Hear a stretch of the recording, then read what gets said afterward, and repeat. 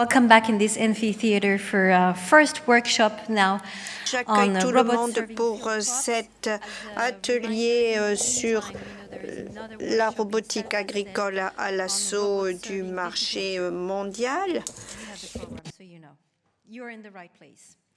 Moderator for this session is Benoît Egon, is a journalist, editor-in-chief of Agricultural Machinery section at Ternet. D'abord, commencer par Ole Green. C'est lui qui sera le modérateur de ce panel qui va être aussi bien en anglais qu'en français. Donc, vous pouvez prendre un casque. Bonjour à toutes et à tous. Je voudrais d'abord, si vous le permettez, me présenter. Lorsque je me suis adressée l'an passé à vous, ou dans ce même amphithéâtre, j'étais journaliste et maintenant je suis dans le domaine, donc j'étais journaliste dans un magazine sur les réseaux et maintenant je suis toujours dans le journalisme, mais plus dans un domaine qui traite des matériels agricoles. Nous sommes là ce matin pour parler de la robotique agricole à l'assaut de notre marché mondial et nous allons avoir une table ronde avec 5 participants principaux. Monsieur Ole Green, qui est le PDG de AgroIntelli. Nous avons aussi Monsieur Peter Pickle, qui est le responsable des relations internationales, relations externes plutôt, pardon, de John Deere. Nous avons également invité 2 agriculteurs pour avoir leur feedback et leur point de vue. L'un d'entre eux est Monsieur Maurice Deguebriand et Monsieur Calmette. Et nous avons, je les présenterai plus avant. Et nous avons aussi Monsieur Benoît Egon, donc c'est-à-dire moi en tant que modérateur. Et donc nous vous connaissez probablement Monsieur Ole Green, mais comme vous le savez peut-être, vous avez un produit finalisé que vous allez essayer de mettre sur le marché. Pouvez-vous nous en dire plus sur ce robot? Je crois que vous nous avez préparé une présentation pour développer, pour détailler un business case. Est-ce que vous voudriez bien venir ici pour faire votre présentation? Merci à toutes et à tous. Merci, mesdames et messieurs, d'être dans cette salle. Ça fait quelques années que je viens au FIRA et je suis très honorée de voir qu'un grand nombre de personnes s'intéressent à ce sujet, à cette thématique. Et donc, le robot et la robotique agricole, donc, à notre service. Je suis le fondateur et le PDG de AgroIntelli. Vous pouvez voir nos robots à l'exposition. Je travaille aussi dans le domaine de l'enseignement au sein de l'université pour un diplôme donc sur ces sujets. Et nous avons, ça nous donne d'ailleurs une expertise et ça me donne une expertise dans le domaine de l'automatisation notamment. Je vais diviser ma présentation en 3 points différents, en 3 sujets différents. D'une part, les défis de l'agriculture, quels sont-ils? C'est ce que je vais essayer de vous présenter. Et ensuite, nous allons étudier comment les robots peuvent être au service des cultures, au champ. Et ensuite, je parlerai du retour d'investissement.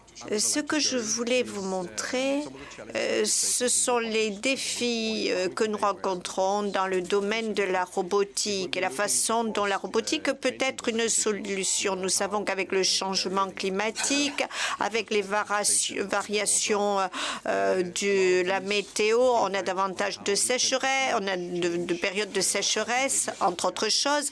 Et donc, il s'agit d'adapter nos comportements. Et donc, les agriculteurs, bien entendu, essayer de se tourner vers la mécanisation, mais il convient d'essayer de voir comment mettre en œuvre ces nouveaux outils, disponibles et utilisables directement. Et bien sûr, ceci nous conduit à essayer de voir comment on peut peut-être les automatiser de telle sorte qu'ils prennent en compte avec grande précision toutes les spécificités des sols ou des cultures pour lesquelles ils ont à travailler, sur lesquelles ils travaillent. Ça serait bien d'avoir les diapositives, vient de dire l'orateur. Quelques chiffres peut-être qui ont été collectés par des agriculteurs danois. Et ces chiffres ont été collectés lorsque nous avons lancé une plateforme. C'était l'an passé. Et grâce à cette plateforme, nous avons la possibilité de travailler avec une bonne précision et de 3 mètres. Et nous avons étudié différentes cultures, la betterave, la pomme de terre, entre autres choses. Et nous avons pu constater que l'exactitude changeait tout. Et ça nous a permis d'avoir une espèce de business case qui peut être appliquée ensuite à d'autres cultures avec les variations que cela implique. Nous avons donc utilisé la robotisation pour l'ensemencement, pour le traitement de la betterave. Il faut continuer à faire passer les diapos jusqu'à ce qu'on arrive à la bonne, dit l'orateur.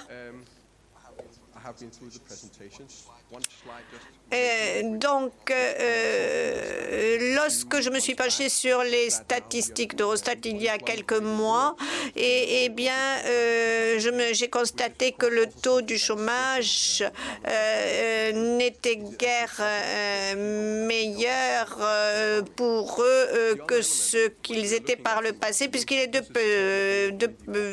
parce que vous le savez que les agriculteurs cherchent de la main-d'œuvre, mais ce taux de chômage est en baisse dans le pays donc concerné.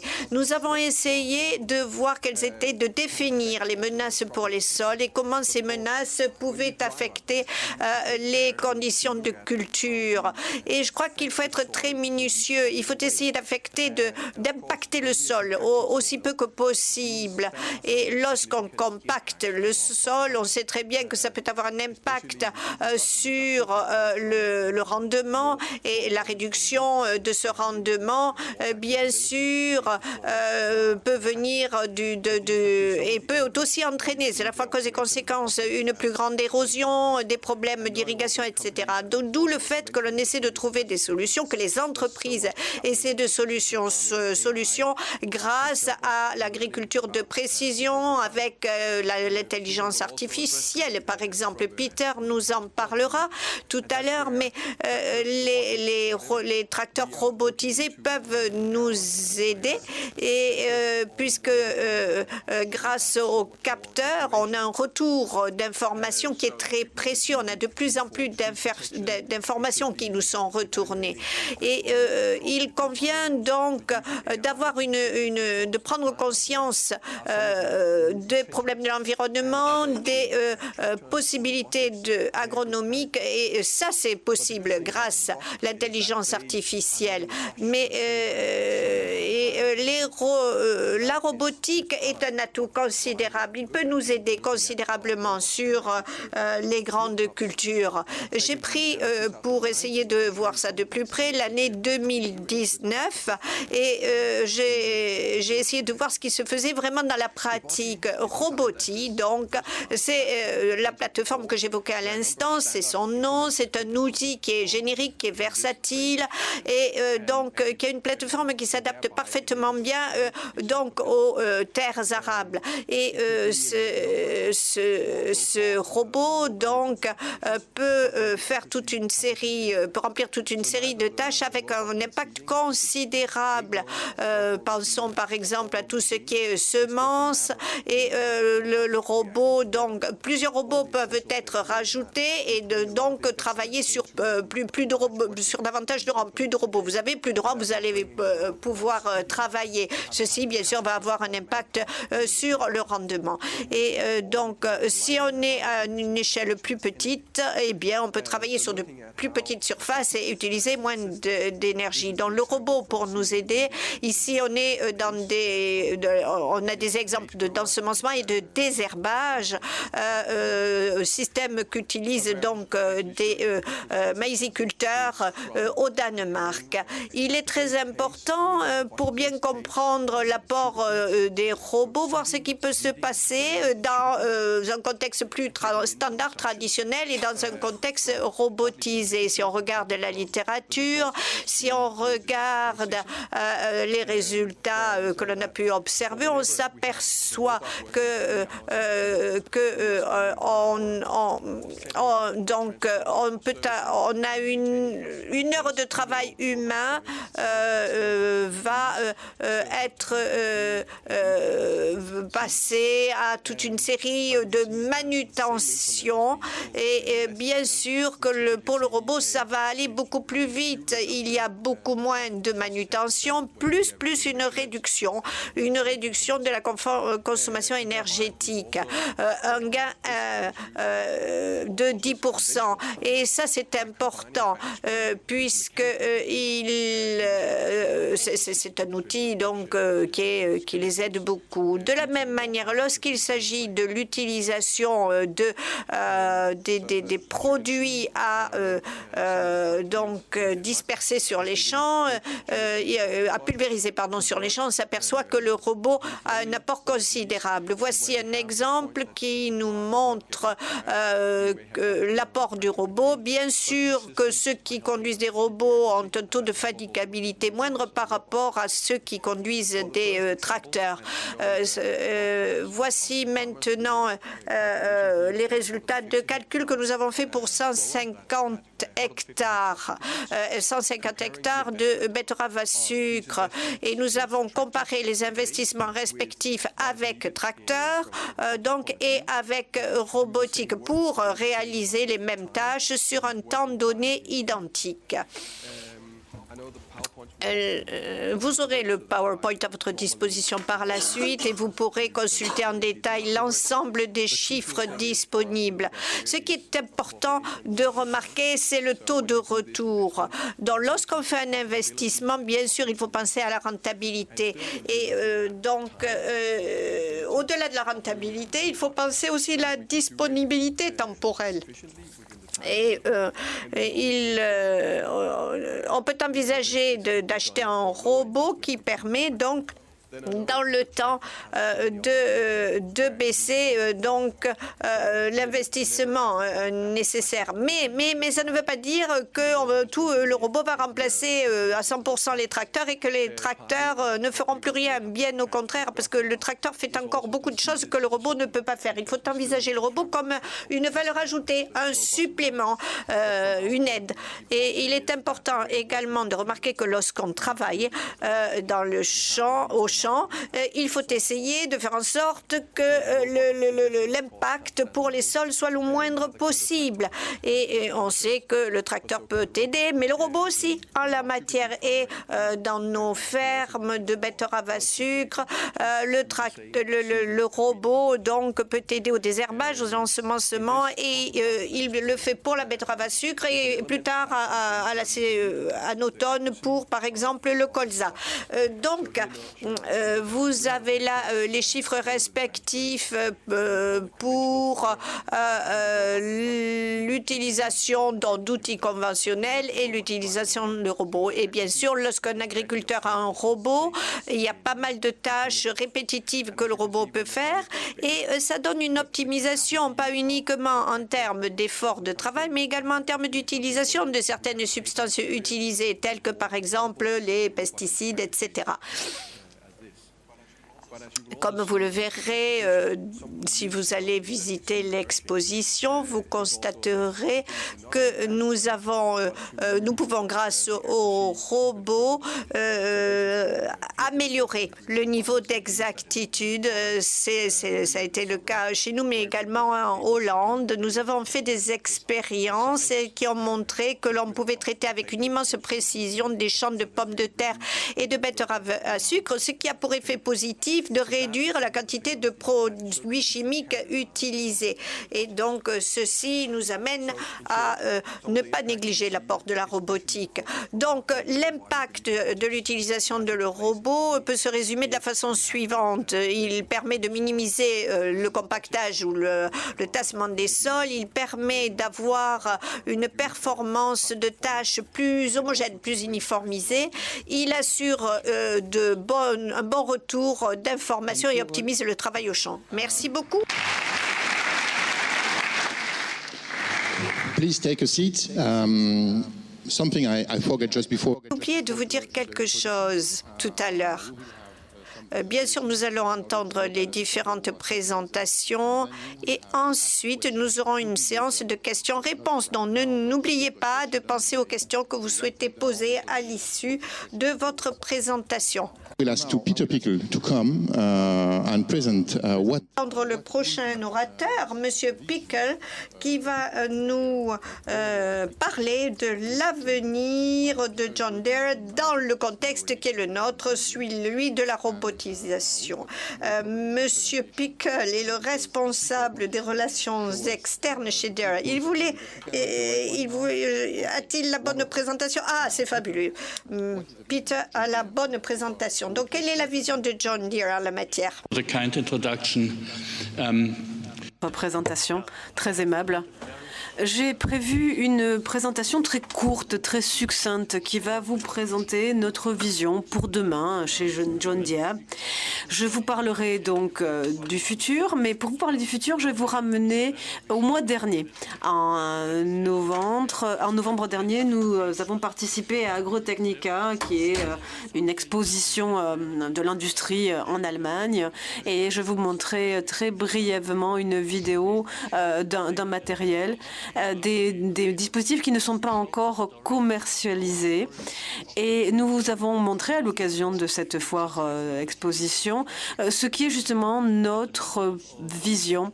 Nous avions un stand, nous avions et aussi de très beaux produits qui étaient exposés à cette occasion. J'espère que la vidéo va fonctionner. Donc vous avez ici notre vision pour l'avenir. Vous avez ici des photos de notre stand à l'occasion d'Agritechnica.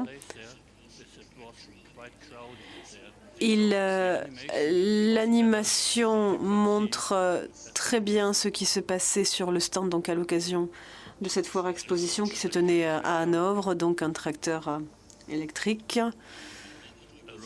Un robot dont je vous parlerai un petit peu plus tard, plus en détail. Dans le fond, vous voyez aussi un tracteur avec cabine sans volant, mais plus organisé comme une tour de contrôle avec ordinateur et dispositifs embarqués, des drones. Au total, il y avait 9 produits, 9 dispositifs qui étaient exposés. On a montré des tracteurs autonomes 100% électriques. On a montré un asperceur autonome.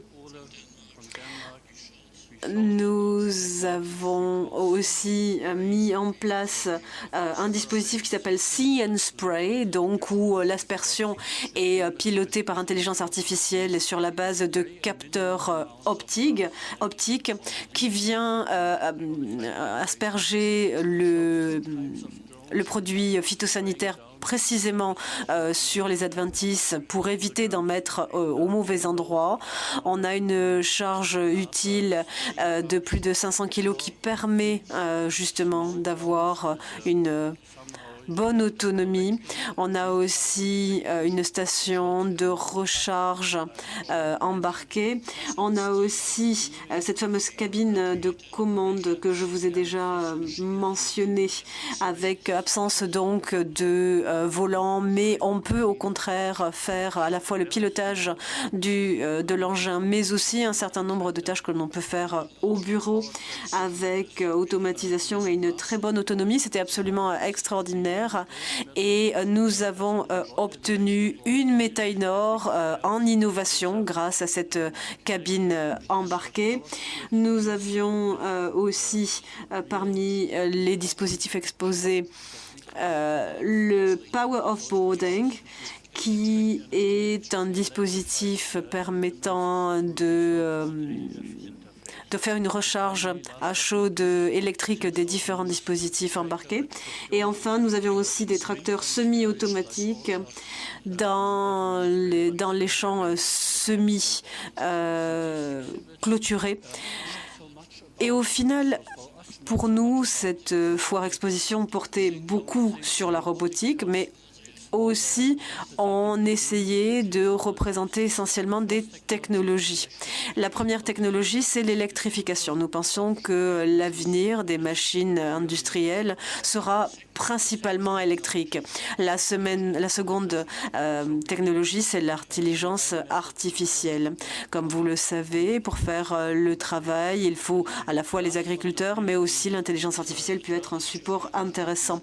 Et la troisième technologie, c'est l'automatisation et les dispositifs autonomes.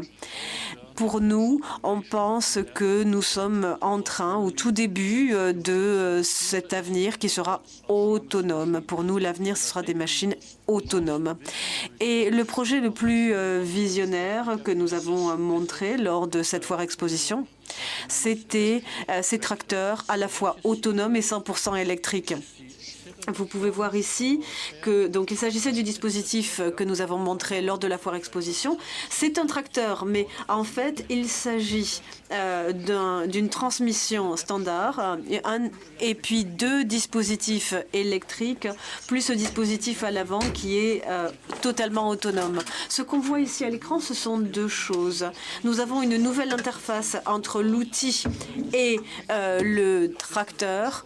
On a une boîte de vitesse qui est totalement électronique. Et d'une certaine manière, on peut appeler ça un robot, ce qui est à l'avant, qui vient justement mettre en branle les différents outils. Et la plupart du temps, on nous pose beaucoup de questions sur la batterie. Les personnes qui viennent sur notre stand regardent, passent sous le tracteur pour voir un petit peu comment ça se présente et ils nous demandent la taille de la batterie. Et en fait, il n'y a pas de batterie.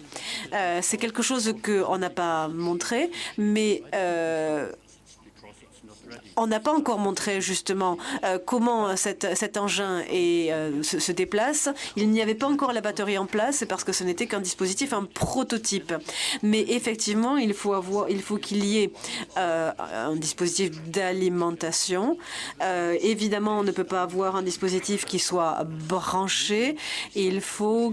On peut aussi avoir en variante un autre véhicule qui soit en parallèle de celui-là et qui amène la charge électrique.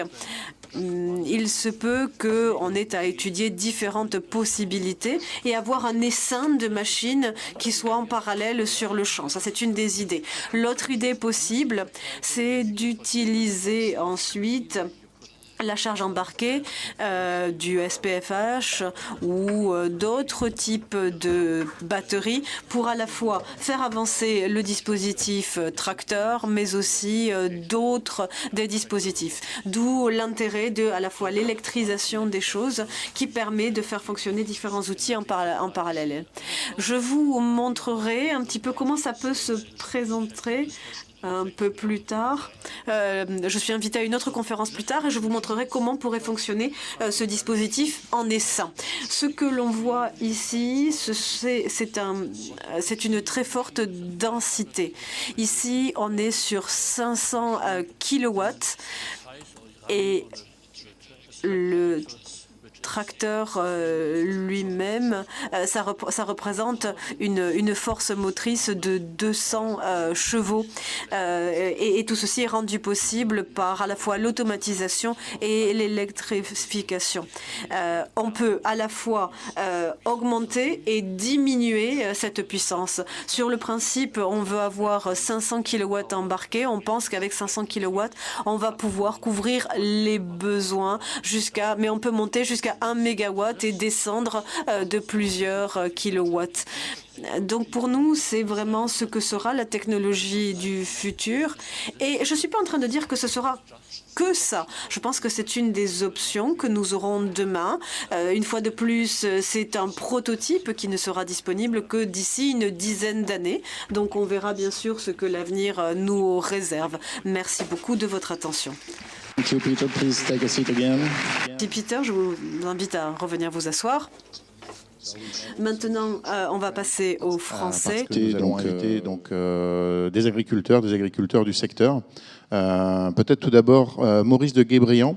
On a une présentation PowerPoint pour présenter l'exploitation. Tu souhaites le faire assis, debout, comme tu veux. Choisis.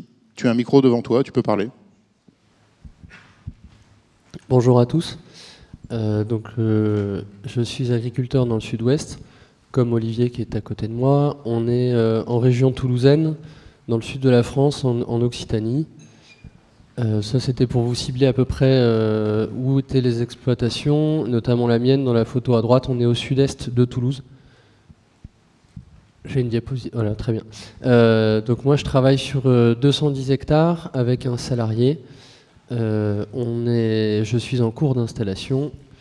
On est plutôt en agriculture conventionnelle de précision, c'est-à-dire qu'on a mis en place la modulation sur les applications azotées et la nutrition des plantes. On essaye d'avoir la précision maximum sur la pulvérisation.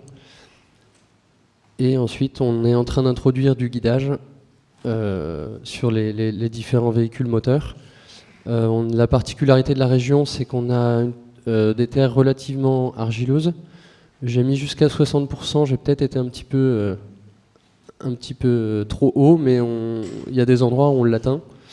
Et en topographie, on travaille dans de la plaine et des coteaux, ce qui fait un petit peu ça donne des avantages et un petit peu d'inconvénients. En termes de culture, on fonctionne aujourd'hui sur une année une culture d'hiver, une année une culture de printemps. On travaille en culture d'hiver le blé dur, qui permet de produire derrière la semoule et les pâtes, de l'orge de brasserie, à hauteur de la moitié de la surface, surtout du blé dur, un petit peu d'orge de brasserie. Et ensuite, en culture de printemps, dans la région, la culture phare est le tournesol. Pour des problématiques de salissement de parcelles et donc de rotation de culture, on a introduit depuis assez longtemps du sorgho. Depuis plus récemment, 4-5 ans, du maïs, du soja. Et on a fait un essai l'année dernière sur de la lentille conso, qui est une culture intéressante, mais en conventionnel, qui n'est pas très très bien rémunérée. Donc on va voir ce que ça donne à l'avenir. Et ensuite, j'ai pu introduire via mon installation des cultures en semences porte-graines, de la luzerne et de l'orge. Et j'espère à l'avenir peut-être pouvoir produire de la semence de blé dur. On verra si l'avenir me le permet. Et ensuite, donc j'avais repris à l'origine, je suis arrivé chez mes beaux-parents en 2014 avec un système beaucoup de labour. Donc surtout pour l'implantation des cultures de printemps. Et on essaye depuis 4 ans d'introduire des couverts végétaux avec l'objectif donc de réduire l'érosion des sols, puisqu'on est très à la mode en ce moment dans l'agriculture conventionnelle sur la pollution du futur. Et pour moi, dans notre région, la vraie pollution du futur, c'est l'érosion des sols. Et je trouve qu'on n'en parle pas assez. Et donc l'introduction de couverts peut être une réponse intéressante à cette problématique-là. Donc le système initial, on a bien une culture d'hiver, une culture d'été. Et dans ma partie droite qui va venir sur ce qu'on aimerait introduire, c'est une culture d'été avec un couvert ou un dérobé, une culture d'hiver, un couvert, un dérobé, et ensuite la mise en place d'une culture d'été, donc de printemps, dans le couvert. Et donc là, on a remis les différentes cultures en images. En dérobé, on introduirait peut-être, donc en couvert, on a la févrole et la facélie qui poussent très bien dans notre secteur. On avait essayé un dérobé de caméline, qui n'est pas forcément facile à implanter si on n'a pas de pluviométrie au mois de juillet. Et puis, on verra bien ce qu'on trouve par la suite. Merci Maurice. Olivier, est-ce que tu peux présenter un petit peu ton exploitation ? Bonjour tout le monde. Donc oui, moi je suis dans le même secteur que Maurice, donc c'est la région Lauragais pour situer. J'ai 71 hectares, donc je suis tout seul. C'est une exploitation familiale qui a été reprise de père en fils, donc je suis la 3e ou 4e génération. Donc elle a évolué essentiellement en prise de surface, donc ça veut dire qu'avant il n'y avait pas quand même des tailles d'exploitation qui étaient énormes. Donc moi je suis en coteau. Maurice lui il a des terres en plaine, moi j'ai tout en coteau. Alors c'est des coteaux moyens on va dire, il n'y a de la pente que dans un sens si on peut dire. Et donc ensuite je suis en blé dur puisque c'est la culture principale sur le secteur lauragais, avec une rotation après de tournesol, de pois protéagineux en sec et de colza. Donc je suis en agriculture raisonnée, bien évidemment, et je pratique le labour sur 50% de la surface, puisque mon assolement est représenté en 50% en culture d'été et 50% en culture d'hiver. Ensuite... Parle un peu de technologie, de machine. Quand on a préparé un peu cette table ronde, ouais. Tu m'as dit que tu avais commencé à travailler sur la précision. Alors oui, je commence à me mettre sur la précision, à savoir au niveau des épandages d'engrais, donc je pratique la modulation. Alors j'ai pas trop de recul puisque je l'ai fait vraiment de façon totale sur une année, l'année dernière. Donc j'ai pas un recul encore assez important pour pouvoir avoir des affirmations. Mais le premier constat que j'ai fait, notamment sur les parcelles de blé dur, c'est que j'ai retrouvé une homogénéité au niveau de la végétation, puisque avec des pratiques qu'on faisait avant, on avait tendance des fois à surdoser certains endroits et à sous-doser d'autres endroits.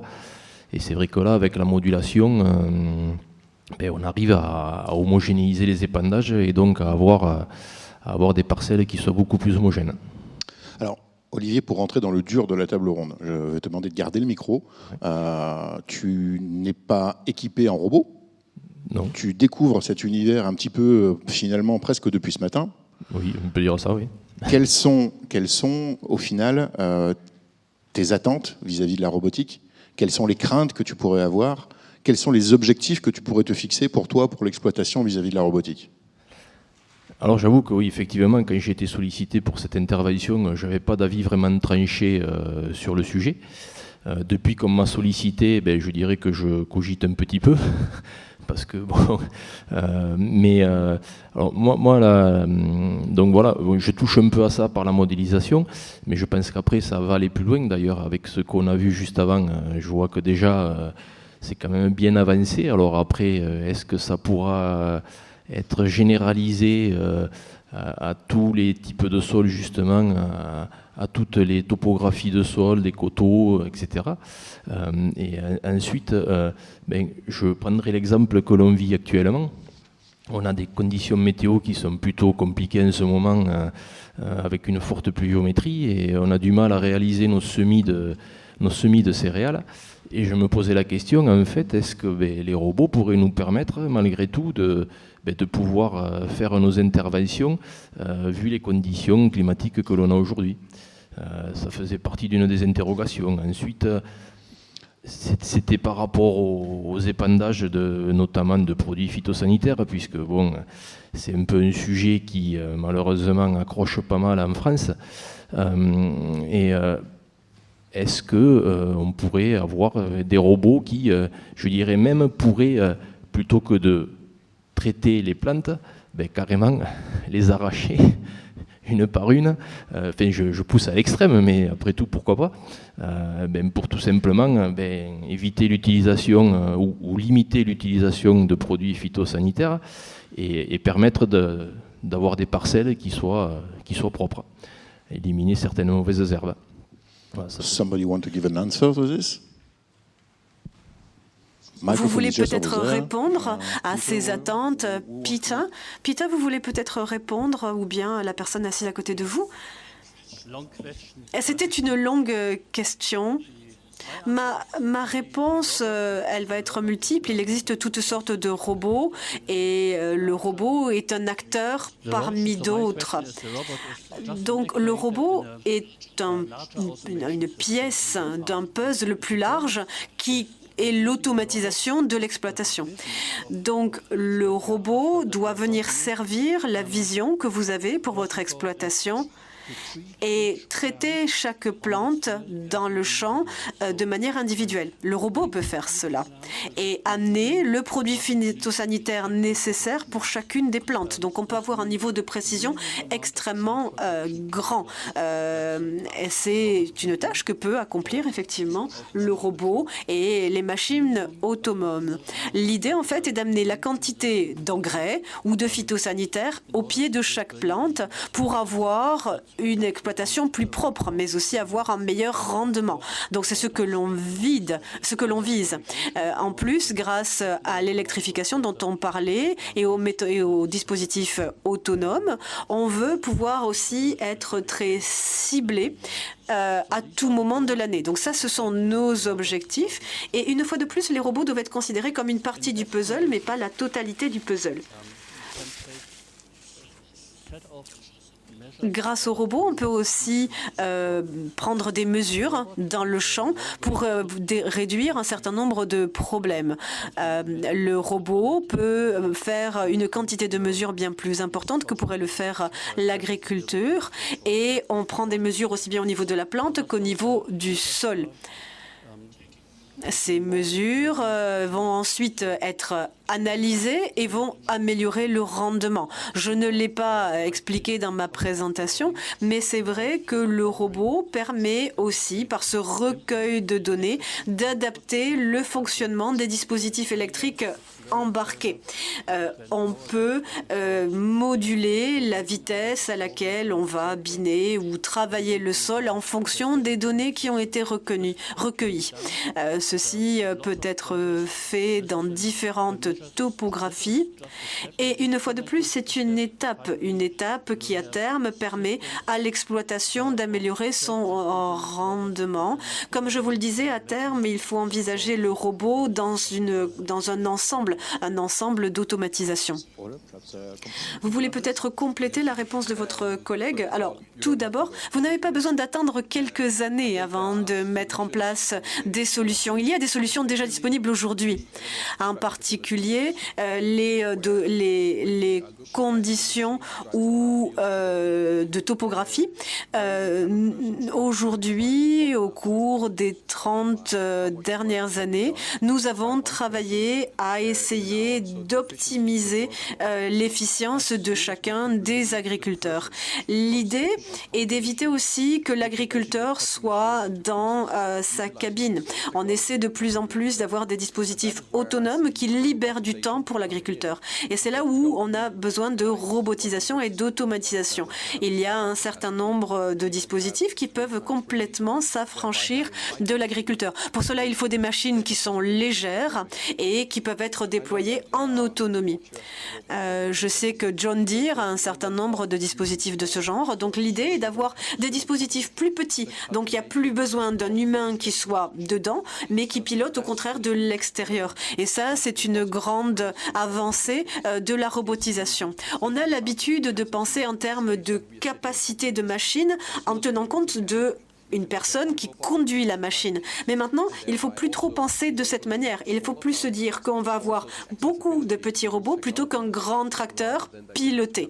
Et du coup, ça va pouvoir être utilisable dans des exploitations de toute taille. Et ça va permettre aussi d'avoir un investissement qui soit plus modulé. Est-ce que tu peux aussi nous faire un petit tour finalement des attentes, des craintes que tu peux avoir, des objectifs que tu peux te fixer sur ta ferme en termes de robotique? Ça sera mieux que le micro, ouais. Oui, on va mieux m'entendre. La question est très large. Moi, mon objectif principal, c'est d'être plus précis. Donc, finalement, la réponse que vous avez donnée à Olivier à l'instant, pouvoir mettre de l'engrais au pied de la plante, pouvoir traiter, désherber chimiquement ou mécaniquement les mauvaises herbes, pouvoir soigner les plantes qui en ont besoin, mais aussi pouvoir travailler en fait de manière individuelle, comme vous l'avez dit tout à l'heure. C'est-à-dire l'avantage d'un robot, s'il est programmé et qu'il peut conduire tout seul, on met play, on va se reposer. Éventuellement, il y a une alarme s'il y a un souci. Ça me fait penser, dans l'élevage, je sais que pour la traite des vaches, il y a des robots qui fonctionnent très bien depuis très longtemps. Je suis originaire des Pays de la Loire. L'activité laitière, j'ai déjà un petit peu suivi ça. Tu fais en fait un teasing pour la table ronde d'élevage que j'anime tout à l'heure dans l'autre salle. Ah, pourquoi pas, ok, ce super, sera merci. Très bien. Et non, mais c'est des dispositifs qui fonctionnent très bien, donc effectivement, ça doit être répétable au niveau grande culture. Et donc, que le robot fonctionne tout seul, et s'il y a un souci, il y a une alerte qui vient nous chercher, qui nous réveille, et on va remettre du carburant s'il fonctionne en thermique, on va le recharger s'il est sur batterie, on va lui remettre de la semence ou de l'engrais. Donc ça, pour moi, c'est assez obligatoire. Donc gagner en précision. Et je reviens tout à l'heure sur ce que j'ai dit en amont à la fin. Pour moi, ça peut être un outil extrêmement performant. J'ai bien aimé les chenilles du robot John Deere, et d'avoir justement cette possibilité de travailler. On parlait de sol humide en ce moment, de pouvoir aller sur les sols et avec une compaction moindre pour pouvoir vraiment assurer certaines opérations, même par temps un peu plus humide, chose qu'on ne pourra pas faire avec un gros tracteur, même si on y met des chenilles. Si on met un tracteur de 20 tonnes dans une parcelle aujourd'hui, je crois qu'il va s'enfoncer un peu et faire un certain nombre de dégâts. Et je me suis permis, j'ai pas pris de papier, je ne pouvais pas noter, mais j'ai bien aimé ce que vous avez dit tout à l'heure en disant que c'était pas un remplaçant du tracteur et de l'agriculteur, mais c'est plutôt une valeur ajoutée sur l'exploitation. Et donc, on a quand même des outils qui aujourd'hui fonctionnent très bien. Par exemple, une charrue, je pense pas qu'on puisse l'animer avec un robot. Alors, peut-être qu'il faudra supprimer les charrues, mais bon, elles nous rendent encore pas mal de services. Mais ça peut vraiment être une valeur ajoutée, une option pour beaucoup moins tasser nos sols en conditions difficiles. J'avais une image, par exemple, j'imaginais sur un blé en sortie d'hiver, on a des problèmes de graminées, nous, parce qu'on a une rotation trop courte, avec des blés qui reviennent tous les 2 ans. Et éventuellement, assez tôt en sortie d'hiver, un robot sur chenille très léger, avec une petite RC-trille derrière, finalement, on pourrait peut-être faire un travail intéressant. Est-ce que ça peut marcher? Quand, je ne sais pas, mais on verra bien. Je pense qu'après, il y a des ateliers où on peut discuter de ça. Ole, last answers before we begin the question. Dernière réponse avant de commencer les questions-réponses. Vous vouliez répondre à Maurice, allez-y, et ensuite on prendra les questions-réponses. Oui, absolument. Je dois faire un commentaire sur ce que vous avez dit sur les chenilles et l'utilisation des chenilles et des courroies. C'est intéressant de voir le nombre de robots qui sont présentés à l'heure actuelle sans courroie. Et quand vous regardez la consommation d'énergie, c'est intéressant à voir. On dépense plus d'énergie pour faire tourner une courroie. Donc si on a une machine plus légère, il y a des manières de gérer aussi la consommation d'énergie qui, à mon avis, va être un critère important à l'avenir pour la durabilité de l'agriculture européenne. Donc, quand on peut avoir quelque chose d'assez léger, je pense qu'il faut pouvoir en tenir compte. La meilleure manière de réduire la consommation d'énergie, c'est de viser un entraînement électrique. Et il y a différentes manières de résoudre les glissements, par exemple, passer du 4 roues motrices à un moins de roues motrices, aussi réduire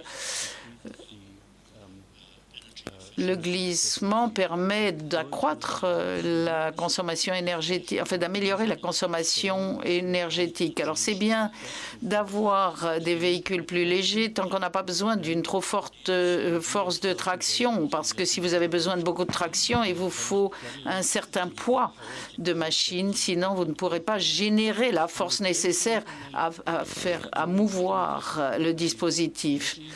Si vous avez des machines à déplacement mécanique, mais souvent ce n'est pas efficace pour l'approvisionnement énergétique, et ce pour différentes raisons.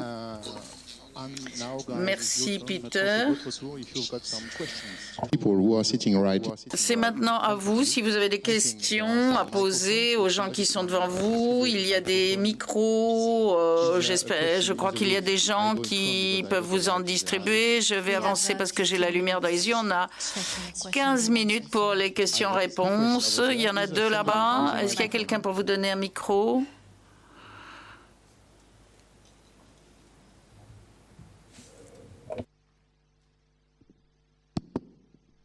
Alors, où êtes-vous pour les questions? J'arrive.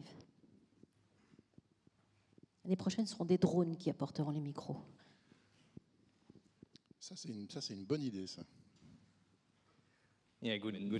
Bonjour, deux questions rapides concernant l'efficacité énergétique.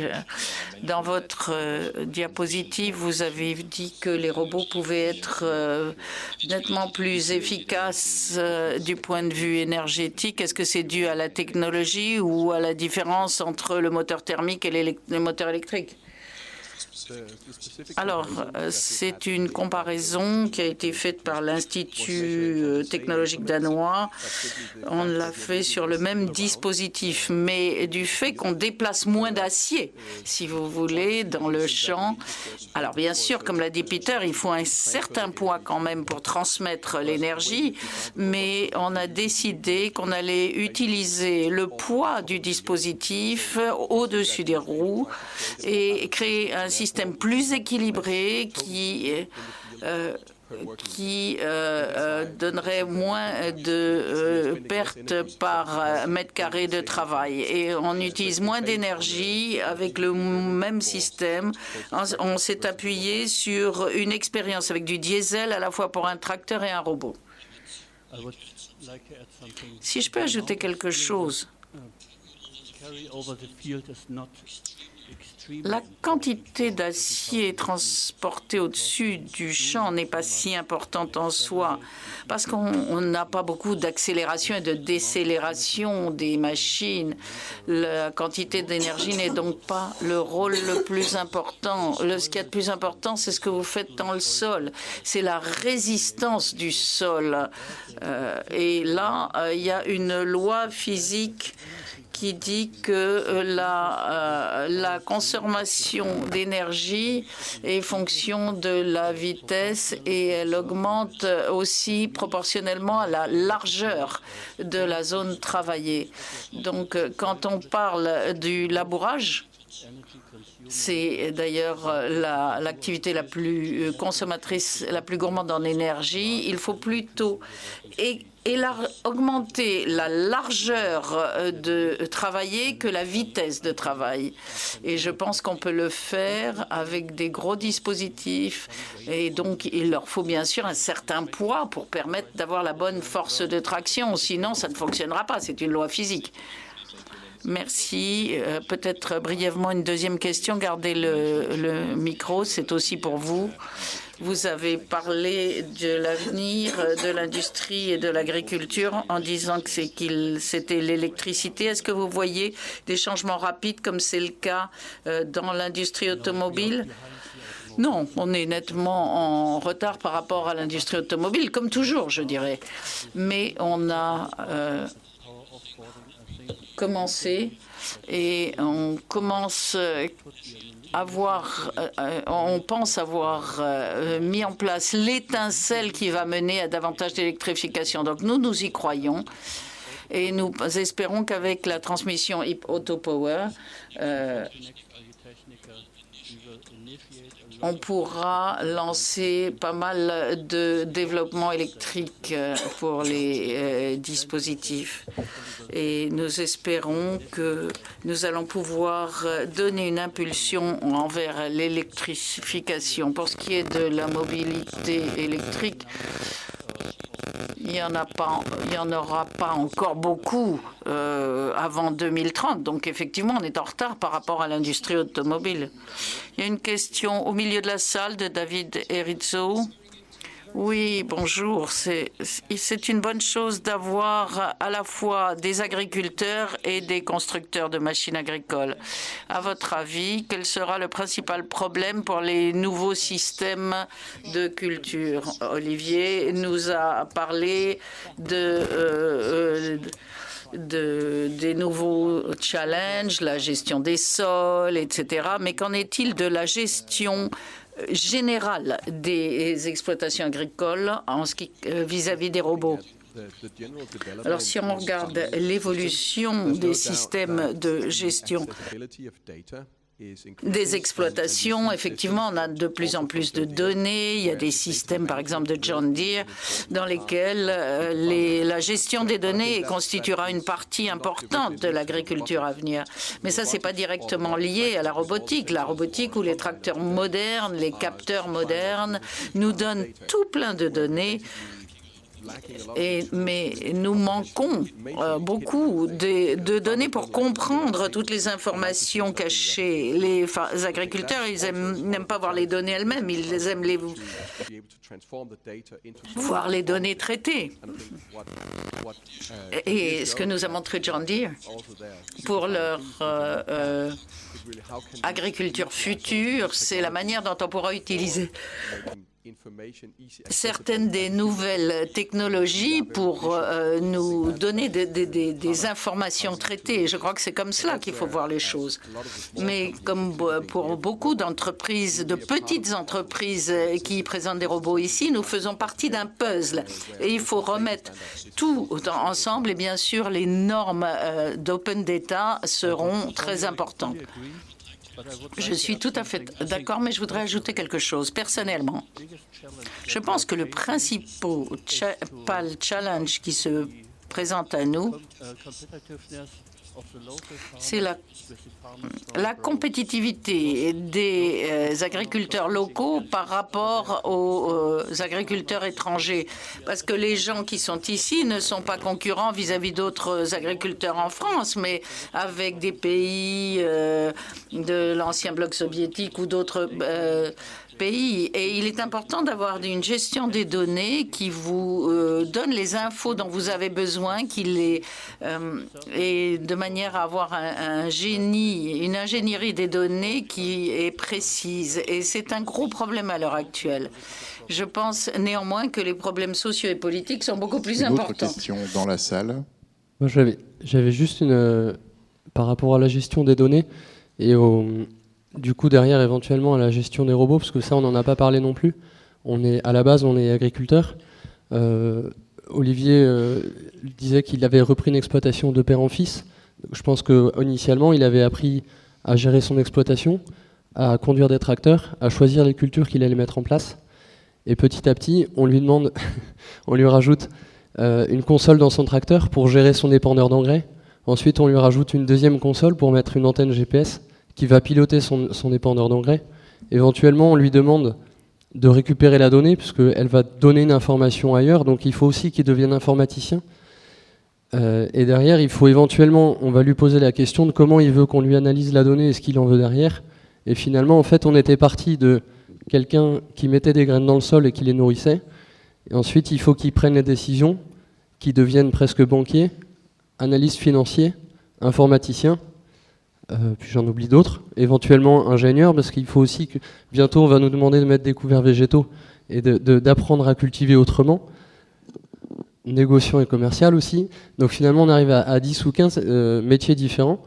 C'est ce qui fait la joie du métier aussi, parce que ça nous permet d'être de plus en plus, de nous orienter sur plein de choses différentes. Mais c'est vrai que moi j'ai la chance d'être relativement jeune dans le métier, de m'intéresser un petit peu à l'informatique, et c'est pas toujours évident, même avec John Deere, parce que j'ai un outil dans cette marque-là qui a un GPS qui est relativement simple à utiliser, mais parfois, même avec les outils qui sont censés être simples à utiliser, on a du mal à s'en servir, on a du mal à les mettre en application. Parfois, il y a le satellite qui ne fonctionne pas.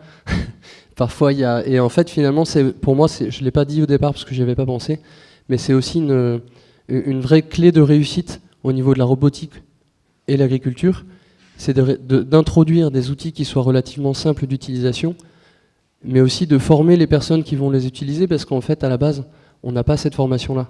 On n'est pas informaticien, quoi. Merci Maurice. Une dernière question dans la salle. Monsieur, vous avez le micro, allez-y. Hello. My name is Ricard Pardeia, CEO de Earth Mover. Question à Peter. Avez-vous envisagé l'hydrogène pour les tracteurs? Oui. Mais pour l'instant, nous ne croyons pas trop à l'hydrogène ou aux piles à combustible.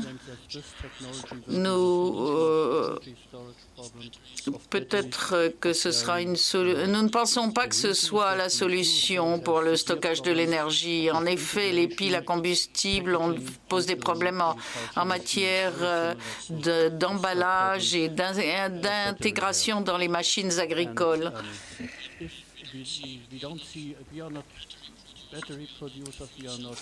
On n'est pas de producteur de piles à combustible, mais pour nous, c'est un peu la même chose qu'une batterie. Nous produisons notre système de propulsion électrique. Si quelqu'un arrive à présenter des piles à combustible avec un bon stockage d'énergie pour les machines agricoles, à ce moment-là, pourquoi pas? Mais pour l'instant, compte tenu de la technologie actuelle, nous pensons que ce n'est pas viable. Merci Peter, merci à tous les participants. Je crois qu'ils méritent des applaudissements. Ce n'est pas facile.